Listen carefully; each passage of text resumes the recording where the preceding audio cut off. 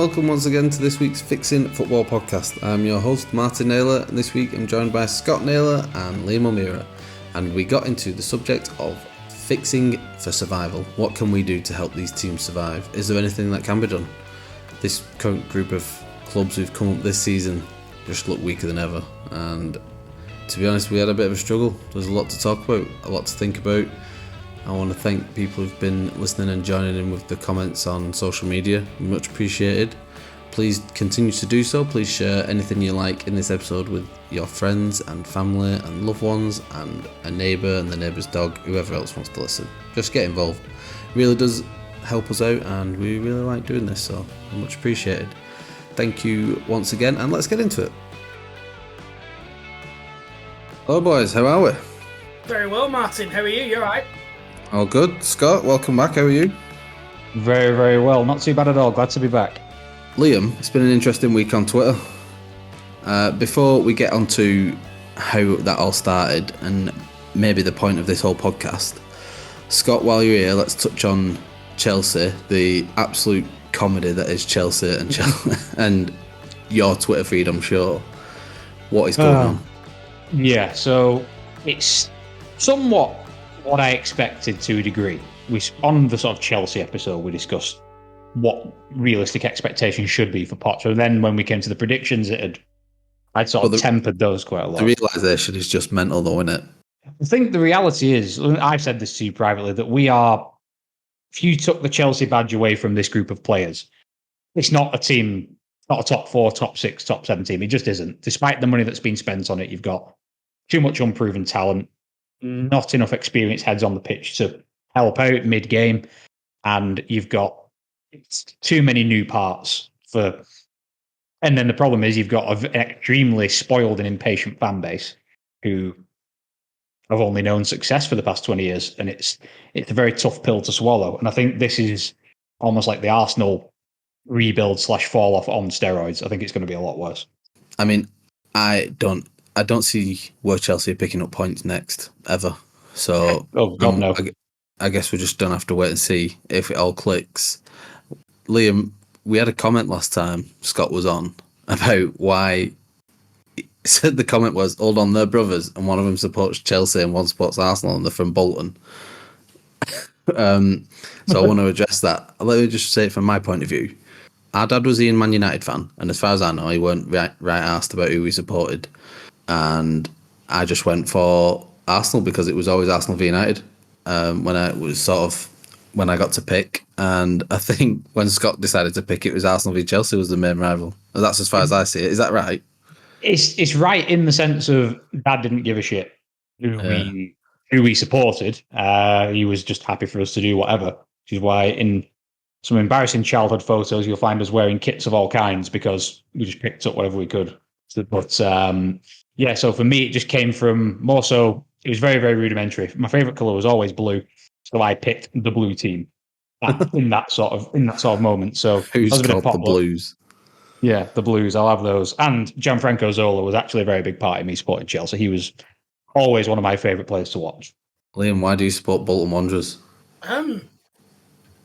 The opposite. I went to games when I was 6, 7 years old at the old Burnham Park with my dad. And it wasn't so much the football that sort of dragged me in and the players at the time, which will be players like Alan Thompson, Mixu Patalainen, John McGinley, Nathan Blake. Mixu Patalainen. These types of players. It wasn't so much that.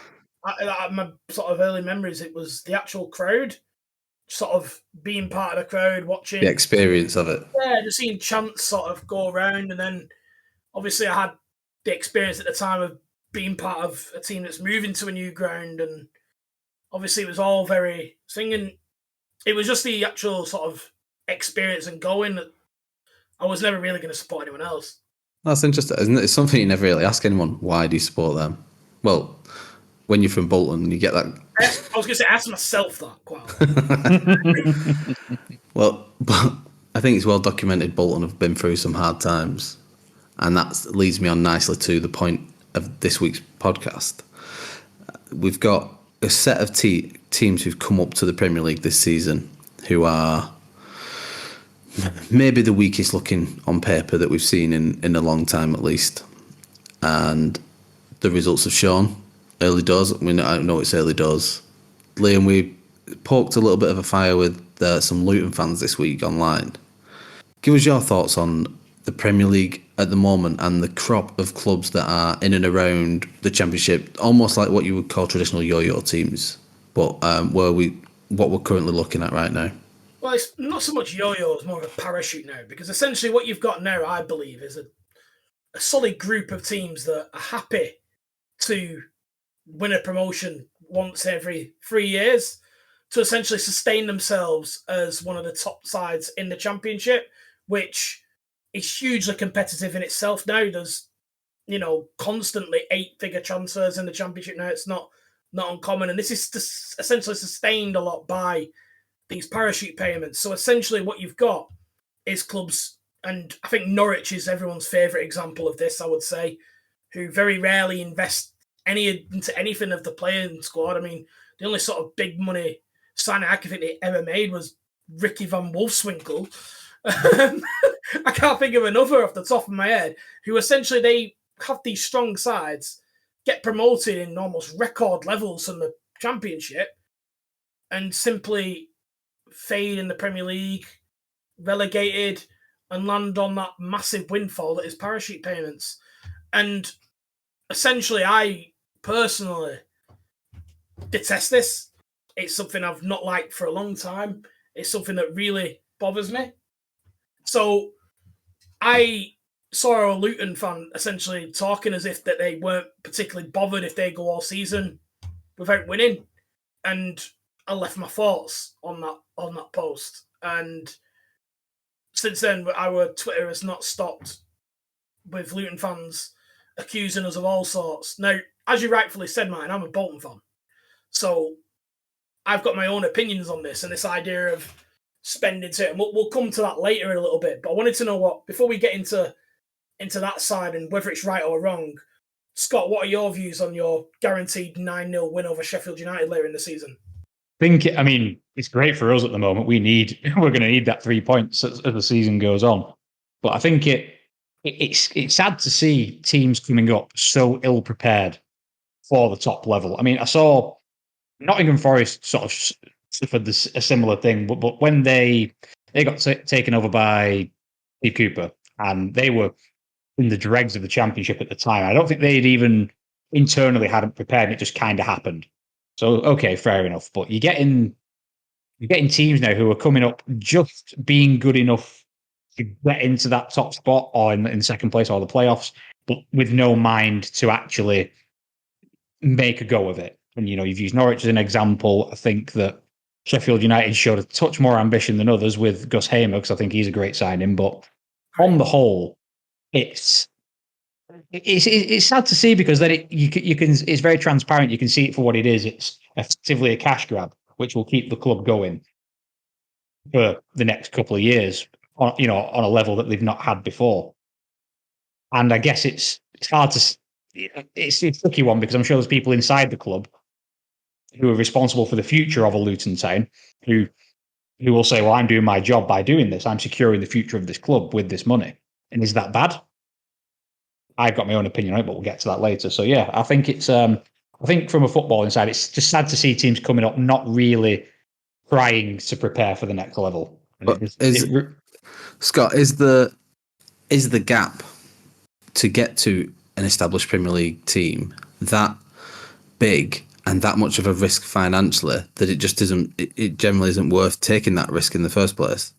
I would say, if you look at say you look at what Nottingham Forest spent last season coming up, like 150 million or something crazy like that. Yeah, that was just on players coming in before you have to do stadium stuff, training ground stuff, whatever else you need to do in terms of prep outside of on-field talent. That's my point really. That's the crazy now gold standard of staying up, and they only just stayed up. Don't think it is, because you've got other teams who have proven that you don't need to do it that way. the likes of Brentford are a good example. Brighton are a wonderful example of that. And I think, again, Nottingham Forest, I think, is a bit of a weird one because they had a team full of loan players in the Championship that year. They weren't exactly gearing for a playoff run. We've patched a squad together. Let's stay up and we'll wing it from there. And they just went on. I want to say it's not as Leicester as Leicester when they won the league, but it should never have happened. They shouldn't be there. So they came to the Premier League and went, oh my God, 15 of our first team squad from last season are going back to the parent clubs. What do? We have a massive hole to fill in the squad. So they were forced into doing what they did to a degree. So a touch more sympathy for them. But there are other clubs who have shown that you don't need to do it that way. You don't need to do. I think of it as the QPR model. You don't need to do it the way QPR did it, which is throw as much money at it as possible, get the best squad you can on paper, and go for it. The teams we're seeing now with the likes of Brighton and Brentford, the teams with the best systems and the best coaching are winning the more, in air quotes, talented teams. So I think there's other ways to do it. Liam, what are the expectations of a newly promoted club? Surely it's just 17th, right? Not necessarily. I think 17th is the second step. The first step is to be able to compete. So having a team that can go into games and be able to essentially hold the other team to some kind of standard. Who's a good example of that, did you say? This season. Any season, who stands out? Who you think, maybe that team still went down, but at least they got to that stage one, that point that you're making. Ooh, in my head, when you said that, I immediately thought of Blackpool. It's exactly who I was thinking of. I think they're the archetypal give it a go, aren't they? Because they stayed true to themselves. They brought in Charlie Adam, and who essentially was a fantastic signing. Went on to Liverpool, didn't he, after that?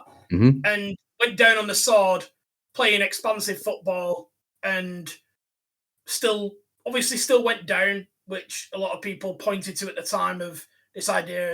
It was more about the naivety of playing football then, rather than the actual having a squad willing to give it a go. But yeah, I think that's a very good example. I think other examples are more scrappy is Brighton. We think of Brighton now as this new dynamic, super De Zerbi team, but it was Chris Hughton that kept them up originally, and that was a very different looking team. That was as gritty as they could. Lewis Dunk wasn't a dynamic ball playing centre back then, so it's a very different team, but made themselves very difficult to beat. Palace, another good example. Palace were very similar to Luton in the sense that they had a massive financial troubles, got themselves in a position where they had two unbelievable wingers. One Zaha, the other, can't remember off the top of my head, went to Everton. Why can't I remember his name? Just essentially found... Townsend. Balassi, no. Yeah, you're right, Balassi. And they went the other way. Yeah, and Glenn Murray was up front for them, and they had a brilliant team, and essentially then found themselves in the Premier League, realised the opportunity that they had, and grabbed it. And that's what it's about. What about, so then the next stage of that is staying up. Being able to compete and staying up, not always the same thing. Sometimes you just got to be the fourth worst team in the league. Like you could see it in Everton last season or something like that, and where Everton are probably looking in trouble again, despite the win this weekend. So the three clubs that have come up this season, their strengths, apart from maybe Luton, because I think it was quite an underwhelming playoff final. But the two teams that came up above them, Sheffield and Burnley, were streets ahead of everyone else, and they were so far ahead of everyone in the Championship. But they still, and especially this weekend, has come up that they look so far behind. They look that far behind. Scott, I mean, what do you make of the three teams in the Premier League so far? Well, I think none of them have covered themselves in any glory at all. Burnley, I think, I've mentioned this before. They had a pretty harsh intro to the league. They had City as the first game, and they've had a few other they had a pretty tough run to start. So I think Burnley are the best equipped of the three to try and stay somewhat true to what got them up. But they're similar situation to what we were talking about with Forest. A lot of the players that got them to the Premier League aren't there anymore. They all left to parent clubs and so on. And so I think Burnley are in the best spot, but you've got like Sheffield United, how they were ran Burnley somewhat close is beyond me. I think I said this before we started. I think Sheffield United are worse than Luton. I think they're terrible, terrible team. What I saw against Newcastle was completely abysmal. I've never seen a worse performance in the league from any team, and that includes the Derby, who have the worst record. And well, I think Luton, that's what people are mentioning. It is that these one of these two teams is going to push that Derby record close. Oh God, yeah. My money's on Sheffield United, and despite some of the players that they've added, who on paper should be difference makers, they just look completely out of the depth. Completely out of the depth, and I worry for them. But I don't think Sheffield United and Luton, I think, and this goes to the original point and where we're going with this, I don't think they came up with a single expectation. I don't think the owners really care. And I think that's starting. I think you'll see that trickle down. It's, in my opinion, it's less expectation and more desire to stay up. If the point of them clubs isn't ever to stay up, it's just to bank this wedge of money that they're getting from the Premier League, and like we said in the sort of take them parachute payments and live at the top of the Championship. Yeah, and I think with Sheffield United, it's quite an interesting case because they actually sold players at first. So it wasn't even a case of improving. They actually made themselves worse. They sold arguably their two main players. The forward, whose name I can't remember, who bagged 20-odd goals in the Championship last year, and Sander Berge, they sold to essentially a relegation rival. So... Oh, yeah, he went to Burnley, yeah. So, it was an absolute shambles. Now, it may have been that, obviously, internally, there's a lot of ownership issues, Scott. We touched on this in the preview episode at Sheffield United. There is a massive disconnect between the ownership and the club at the moment. So it may have been a case of we need to invest some of this money in replacements. And you quite rightfully point out Gossama, a very good signing from Coventry, and they also signed Cameron Archer from Villa, who did very well at Middlesbrough on loan last year. I think it was Middlesbrough. So yeah, but they're only replacement signings. And they're only, again, top half Championship players in terms of what they've proven to do. I think they're both good players, but they've not improved by any stretch of the imagination. They've essentially re-equipped themselves for another run at the Championship next year. They all look like Championship clubs. It looks like a Carabao Cup match every time I see these three teams at the moment. Should be on a Friday night. So who should these clubs be looking to as a success story, as a leading light in just staying up, in securing that Premier League wedge for another season? Who should they be looking at? So the bare minimum, just to lock in that money for another season. Everton. Most recently, if you want a recent example, they've pulled off two great escapes in a row. And I think Everton in terms of the style in which they do it, because Everton have financially invested a lot.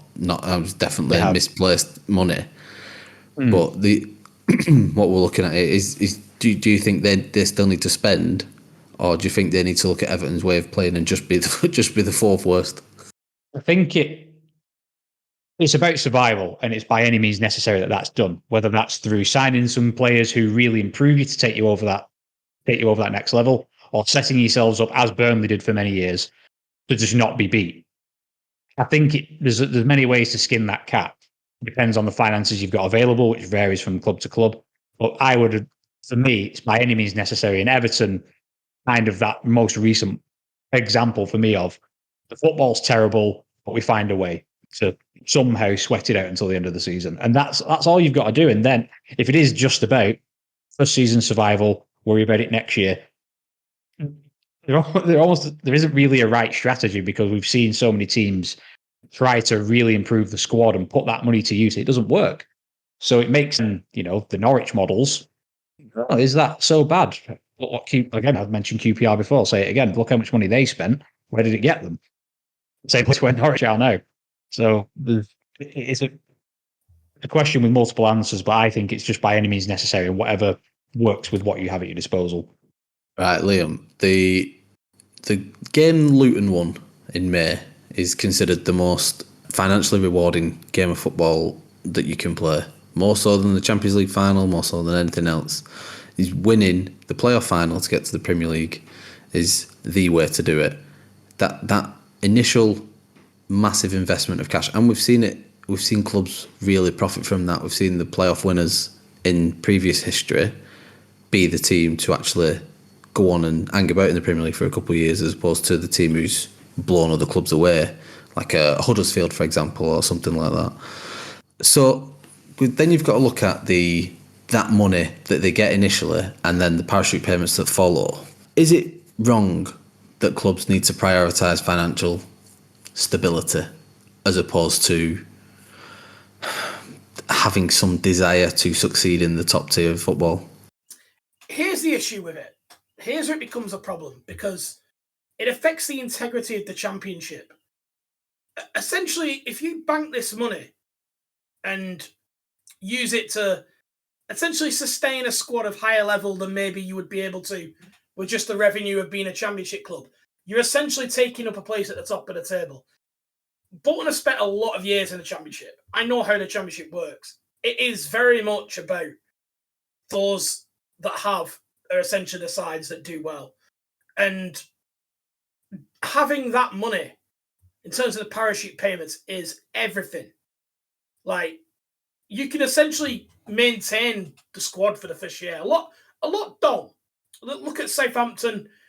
They started well, but then essentially probably oversold this year and are now struggling under Russell Martin because essentially he's worked with the wrong players all summer. So, but you can essentially, if you look at Leicester's squad, for example, that's a ridiculous team at that level because they can essentially hold on to it for at least a year. And that's not what it's supposed to be for. The idea of the parachute payments is that it means that you don't have that huge, massive drop-off, so you're insolvent within a few months. So yeah, obviously you're going to hold in a couple of players that you're not able to sell potentially, but it doesn't mean that you're able to essentially try and keep your squad together for a run to try and win the thing, and that's where it becomes a problem. Online, we've seen fans accept that Luton, Sheffield United, Burnley less so, but definitely the first two are very likely to go down, straight back down, and are accepting of this, knowing that the financial implications will benefit them long term. Can you wrap your head around that, Scott? That a fan is just willing to sit there and take a beating for a year of their life, absolute beatings, knowing that, I'll still have a club to support in 10 years' time because of it? Yes and no. All right, let's I can't actually. Let me just rephrase. The reason I'm saying that is because you want to see. So, for example, if you're a Luton Town and you've seen your club on the brink of, financial ruin, for example, if you know that one stint, if you love Luton Town and you just want the best for Luton Town, if you know that 1 year in the Premier League is enough to, let's say, rebuild Kenilworth Road, have enough money in the bank to never, to realistically, if you don't do anything silly, not get into any more trouble again. Is that not better for Luton Town in the long run? I would argue that it is. From a fan's perspective, there's a balance between wanting to see your team win every week, which we all do, and being realistic about who you are and where you are, like we touched on with Chelsea right at the beginning. You've got to accept the situation that you're in and the resources that you have and who you're up against. Realistically, you ain't going to be anything else other than the whipping boys of the Premier League if you come up in those circumstances. So what else can you do? You ain't going to beat anyone anyway. So is it not better to accept your fate to a degree and, be happy with a few good performances and a massive cash flow coming into the club? Depends how you look at it. Liam, can you accept? I mean, maybe that's Scott's been pummeled into submission by Chelsea's form this season in the last 12 months. But that's, in my head, that's so defeatist. I can't get around not wanting to be at the top table. I think we're getting to the heart of the matter here now, because, and this is where I'm struggling with Luton fans particularly. I'm gonna horn in on Luton here, as opposed to Burnley and Sheffield United, who have been in the Premier League a number of times in recent memory. Luton, if you spoke to the average Joe and you told them Luton were in the Conference North, they would believe you. That like the people, they are a small club. Like, get it right, they've done fantastic to get where they are now, but they're a small club. So is it that you're not going to offend many people here? So, well, you'd say that, but the vocal minority. Let's talk about Luton. So, all the reasons Scott hypothetically said there is stuff that I've been hearing all week back on our Twitter. This idea of, well, it's helped us our payments towards a new ground. We're going to be financially secure. We nearly went bust 15 years ago. We nearly lost our club. And it's a lot of shit, right? It doesn't have to be one thing or the other. And this is the very heart of the issue. It's not you either spend nothing, bank the Lord, and just wait for the season to end and close your eyes and wish it to be over, or spend it all and do an absolute Leeds or Bolton and just absolutely own Las Vegas for a weekend and come back like looking like you've been in the hangover. There is a happy medium here where they could have banked the money. They could have had some money left over. They could have sped up the improvements on Kenilworth Road, and they could have improved the squad. They could have signed players other than Ross Barkley that are actually going to make a difference to their season. They could have looked to trying to get a striker in that maybe could have got some goals at this level. They didn't have to completely come at this the way that they have.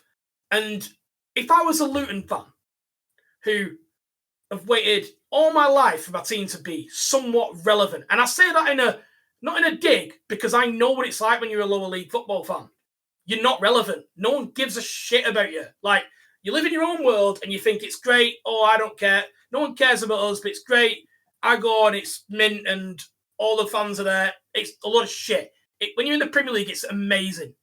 Like, you're on telly everywhere. People know your players. You can go into any pub, talk about your team. Your players are always on telly, on Sky Sports News. People actually care about your transfers. It's amazing, right? I feel like that about being back in the Champions League this year. Exactly, right? Exactly. And they are throwing that opportunity in the bin. Once in a generation opportunity. They're just throwing it in the bin. And they're all buzzing about it. And I cannot get my head around it. So, a couple of questions. Well, I say questions are points of discussion for us all. If there is a happy medium, why wouldn't they do that? Why would they not have both if they could? If there's a realistic possibility. There's still some risk involved, really, isn't there, in going down that route? Precisely. And if you're the owner of Luton Town, smart thing to do is not to spaff all that money on players who may or may not work. That is, and also I would argue that with said money, if you do bank it, it isn't a once in a generation opportunity anymore. Because if you go back down to the Championship with all of that cash and you can invest it in players at that level, then you could then become a Norwich. But if you ask Luton Town fans what situation they'd rather have, Premier League every 3 to 5 years, I know exactly what they'd say. And I'm pretty sure that's what they've been saying to you on Twitter this week. I mean, I'm not saying this is the right thing, but I'm saying if I'm a Luton Town fan, it stops being that once in a generation thing because you've now got the means to go and actually make a plan and push for it again. Which clearly they've been doing because they've been sniffing around the playoffs for a couple of years. And now they've got the capital. I know we like to, a lot of Premier League fans like to take the piss at Nathan Jones, but he worked absolute miracles at that club. And I don't think, if I was a Luton fan, I wouldn't want us to take this opportunity for granted because that league is so hard to get out of. Like, particularly through the playoffs as well. Like, it's not like, it's very, very, very tough. It is. I mean, it's just so hard that even if you do bank that money, it might be 8 years before Luton are realistically back in the league, and that money is just trickled away. But I would also argue that the Championship, more often than not, has a runaway winner. It's very rarely a close title race. There's usually a team who wins out by a lot. And if you come down with Premier League money, you stand a better chance of being that team. And it's highly competitive. You only got to look at someone. Why invest it then? Why would you? Well, think about it. You're coming up to the Premier League. The wage structure in both leagues is astronomically different. If you want players who make a difference and get you to where you need to be, you're competing with Everton, who have been paying God knows, and Everton are terrible, but they're paying big wages. You pay the gap. There's so many teams in the Premier League who can realistically and could go down. And the money you've then got to spend on wages and they're signed to longer contracts. The transfer fees are astronomical because you've Premier League next to your name. So immediately price gets jacked up. So again, is it smart to use that money and throw it all? I don't want to say throw it all away, but is it smart to use that money and pay the Premier League premiums when you cannot do that, build a squad that competes at the Championship and come back and then get another windfall of the cash again? I'm not saying it's right. I'm not saying it's right from a spirit of football thing, because I think you should want your team to win every week, but you've got to look at it from a realistic set of eyes. And we're too romanticized in football. It's a business at the end of the day, and these people who run Luton Town, they're responsible for keeping it afloat. And if this is the best way they see fit to do it, I'm looking at it logically, and football isn't logical from a fan's perspective. And you've got to. It's the smart thing to do, in my opinion. At this point of the season, Liam, what do these three clubs do to avoid being another Championship team with a bit of money? How do they get around it? Adjust anything? Is there anything they can do? Are they hoping just to be the 4th team? I think the ship sailed already. I don't think there's anything they can do now. I agree. I think Burnley have a chance, by the way, and I think why? I just think they have a better team. And Scott's right about the fixtures that they've had so far. I think Burnley are quite unlucky to do this. I think that their playing style is a little naive. However, I still think that they do have the quality to stay up. But I think for Sheffield United and Luton, by the time January comes along, and it's players that they need, it doesn't. You could put those players in any order. They're not going to beat any other team other than themselves. I honestly, I worry about them getting a win, Luton, to be honest. There's nothing they can do. It's done. The only case of someone who's going to be in that position was Newcastle last year, or the year before, sorry, when they were winless nearly at January. But they had Saudi money coming in to save them. So that's a very different solution. And that I can't think of anyone really who dragged themselves out of it like that. There's not really any examples. No, not to this degree, not to this level. It's too far gone. You've had teams, make crazy comebacks before. I think West Brom have done it once before when they look dead cert to go down. But the bottom at Christmas curse. Maybe Bournemouth last year to an extent, but it turned it around, didn't they? It didn't feel this severe. It didn't feel this dire. No, you're right. Last season, you had, I think, as you were approaching the final days, you probably had about 6 teams who, if they went down, you had Leicester, you had Leeds, you had Bournemouth, you had Wolves, you had so many teams down in that mire.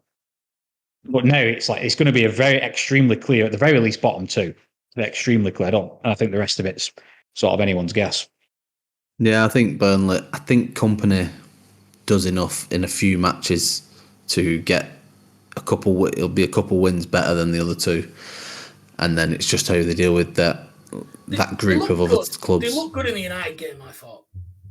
Yeah. I thought United deserved to win, but I think Burnley looked good enough where, if that's a Crystal Palace at home, then they might have got something out of it, kind of thing. How do we fix this, Liam? They've had a penalty for sure. If it was Palace at home, they'd have had a penalty. Liam, how do we fix this? This is our job now. Do we scrap relegation? Do we wall off the Premier League? Do we really do that to the world?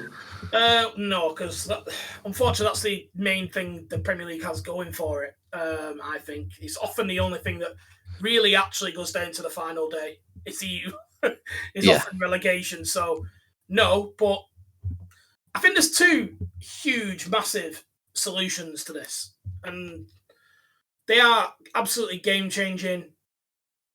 Almost unrealistically so, but one of them something I've wanted for a long time. Oh, I'm excited. 2-tier Premier League. I think it solves 2 problems. I think you make them the 2 divisions of 18. It reduces the amount of games in the Premier League, something that pretty much everyone wants. So you're playing a similar amount to the Bundesliga.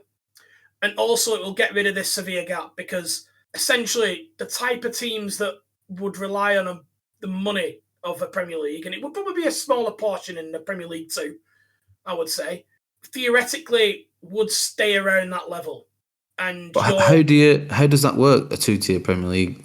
Surely you still have promotion and relegation, right? Yeah, you do, but the financial drop and the TV money can be shared. Instead of it being... Yeah, exactly. So instead of it being all to the top tier and then the Championship and EFL leagues are sat there holding the cup saying, see whatever drops through the cracks So of you the split table that big pot between 36 teams, yeah. Exactly, yeah. There's a bigger share for the 36 teams, which I think solves a hell of a lot of structural problems in the English game. Now, there are cons to it, of course. Does it devalue the Premier League a little bit if there's more teams in it? Is the second division really people going to care about that? I think that the pros of it well outweigh the cons, and it's something that has, I think, been needed for 10, 15 years. Scott, I don't know what your thoughts on that are. I think that's a good idea. It's something I'd like to see. I'd like to see it in theory before I made up my mind about it, that one. You mentioned about, damaging the prestige of the league, and that it only sucks if you're in the bottom 18. If you're in the top 18, then life's good, and that's just how it goes. Yeah. But yeah, I think then you run the risk of Premier League 2 or whatever you want to, Premier League Tier 2. Is that then the Championship? Like in theory, pretty much is. Yeah. So it's tricky. I mean, in terms of a fix, it's a tricky one because my solution, Force has already left, Force has bolted for my solution. I don't like parachute payments, full stop. There's something so strange and so odd that your Premier League subsidizes their competition year in, year out. And I find it really bizarre. You don't find this in any other business model. I think it's crazy. But it's too late now because you would then, the teams who have cash now will always have cash to a degree, unless you get an exceptional owner who's very, very creative with cash. Or not everyone can have Tony Bloom as their owner, or the chairman rather. So I think the only it's a bit late for that. The reason they're so important, parachute payments, obviously money aside, and we all know what it's the idea of promotion relegation so important to the Premier League. Agreed. And the Football League and the Premier League at the end of the day are separate entities. And this is the only real thing that the Football League has as a bargaining chip, really, when it comes to negotiations and TV money. This idea of promotion into the Premier League, which obviously they would never say we're not doing that, but that is the thing. So they have to protect these teams that go down, in a sense, to make sure that they're supportive of the system. It sort of keeping everyone sweet, really. In theory, the bigger teams rely on picking the bones of the smaller teams as well. So keeping them afloat somehow, a little bit, surely works in their favour somewhere down the line. You pick up a player from a lower league team and it happens to work out. I don't have a fix. I don't know. Especially this season, the three teams that have come up look awful to me. I sort of hope they should be banned from playing for another year. We can. I would like to see, here's something that I would like to see, and this is I'm sort of thinking of this on the fly based on the discussion I've had with a non-member of the podcast, but there should be. Who is that? Secret source you're not allowed to know. Any listener? I'm assuming probably not. Better I'd be. He's not. But my mum. Nice one, mum. I would like to see to find the nice balance of competitive spirit and making smart business decisions for the good of the club. I would like to see if you've had, I don't know how you would split this, but if you're in Norwich, for example, and you're up, down, if you certain number of relegations, it means no, not for you. You're now barred from coming back in the league for a little bit because we see what you're doing. We see this. It's a little bit like in the NBA, they changed the draft system because if you knew that you had a terrible team, you could just tank the entire season, lose every game, and you were guaranteed to get the number one draft pick. So you have the pick of the best players next season. People would just finesse that system.